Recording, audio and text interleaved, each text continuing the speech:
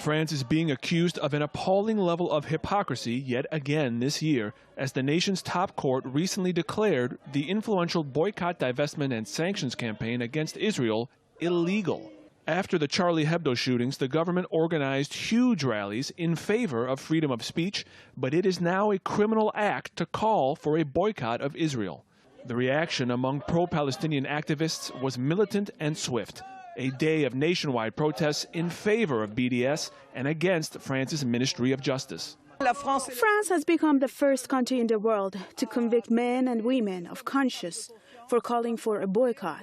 In France, you can call for a boycott of any country in the world except Israel. We can assume this government would have imprisoned Gandhi or Mandela as well. But President Francois Hollande has already proven that he views freedom of speech as simply a tool to be used to serve his interests.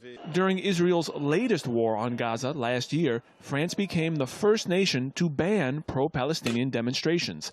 That ban did not work, and neither will this one. They are only giving BDS some free publicity because those who haven't heard of us yet will now be happier than ever to join. The truth is, BDS is more effective than ever, and that's why France and Israel are scared. The mainstream media only seems to discuss BDS when it loses and never when it wins, and it wins often. Foreign investment dropped 50% last year in Israel as multinationals like France's Veolia have relinquished multi-billion-euro contracts thanks to BDS. Tourism to Israel is down 25% this year. Hundreds of universities have refused ties with Israel, and the pro-Palestinian movement among students is growing at a rapid velocity. The French state cannot stop the BDS campaign because the supporters of Palestine will never stop fighting against such an obvious and terrible injustice.